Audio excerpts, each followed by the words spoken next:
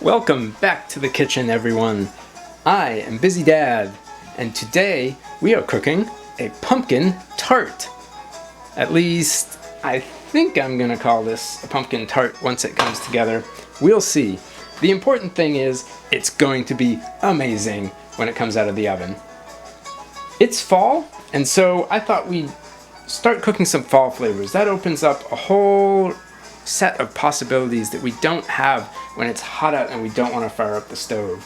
So on this channel, over the next couple months, you'll see the stuff that we cook changing a little bit to reflect the seasons.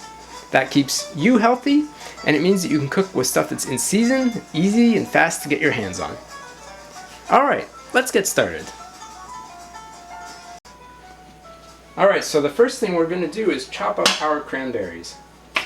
If you are like me, you probably got a bag of cranberries in the fridge, and they just kind of sit there until you do something with them, or until the next year rolls around Thanksgiving and you buy yourself another bag. It's not quite Thanksgiving, so let's figure out something to do with these. These are going to go in the tart.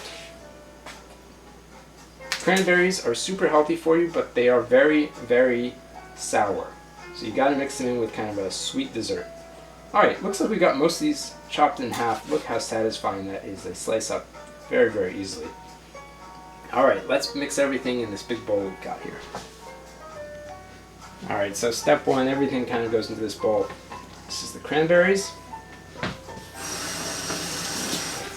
And they certainly can make your hand a little messy. Now we've got some sugar. I'm going to use half and half sugar. This is about a tablespoon. And molasses, for which I need a spoon. Okay, let's put in some vanilla. Just a few drops. This stuff is pretty strong. Doesn't this already look great? We've got that sugar there on top of the cranberries. Oh, I think that looks awesome. Alright, here's the molasses. Big old scoop of this. You might ask me, why are we doing both molasses and sugar? Just the taste will be a little better. Alright, one more ingredient before that pumpkin goes in. I'm going to add some corn flour. I'm not sure how much to put in here. I'm doing about 2 tablespoons.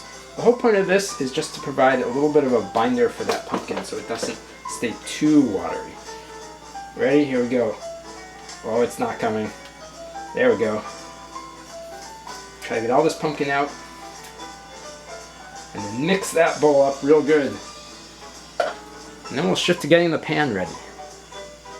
Look at this. Doesn't this already look like a pumpkin pie? I can't wait.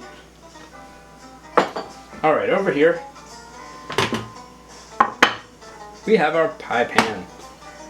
I got this at a thrift store. There is no reason to buy these new. It's so easy to buy one new, but this could have been made yesterday, it could have been made 30 years ago. Who knows, it still looks new, so that's a win. So first up, we have to butter this pan, just so nothing's gonna stick. So a little cube of butter here. 1 teaspoon more or less. Rub this all around. Get everywhere. Oh, this is fun. This is so much fun. I cut too much butter. What am I going to do with this? I'm not sure. Maybe I'll put it on the top of the tart once I'm done. Alright, here we go. We've got everything here. All this pumpkin pie filling has to go in here. Look at it just coming out there.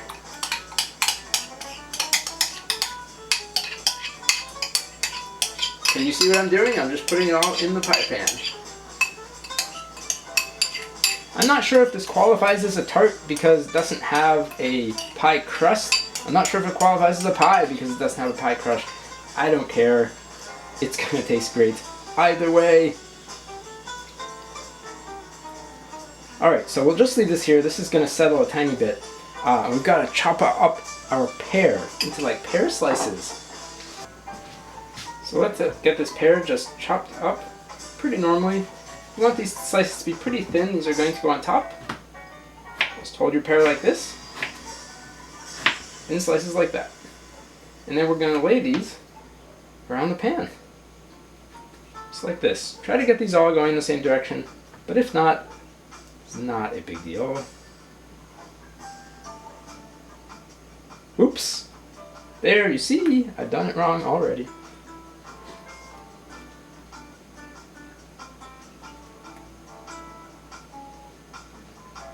That looks pretty good, don't you think?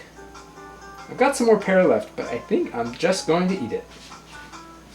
Okay, on top of this, now we have some slivered almonds. No, sliced almonds. Plus some that are crushed, it looks like. These are kind of just going all over the top. These provide a little bit of crunch, and they'll look nice. And now all we're going to do is put this into a preheated 350-degree oven and wait until it's done. I don't know how long that's going to be yet, so I will report back when it is done. For about 50 minutes, the tart is going to look like this. It looks so amazing. It's also going to burn me if I try it now. So we'll let that sit there for about 15 minutes until it is time for dessert. This is our pumpkin tart, and it is almost done, but not quite. We need to grate a little bit of fresh nutmeg. This is actually what a nutmeg seed looks like. I had no idea for many years.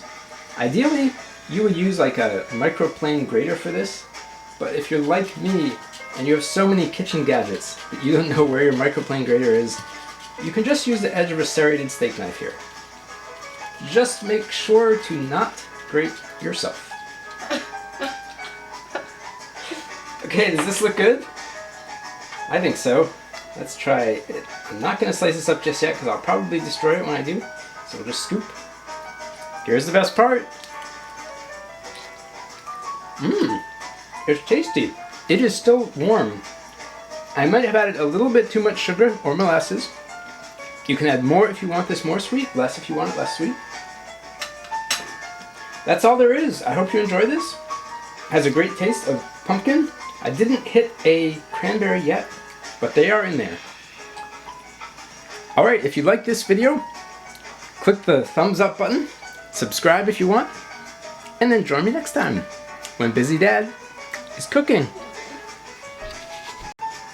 Like what? Egg. This is a pear. These are almonds. This is a cranberry. Don't give me a cranberry sense. I don't like cranberry.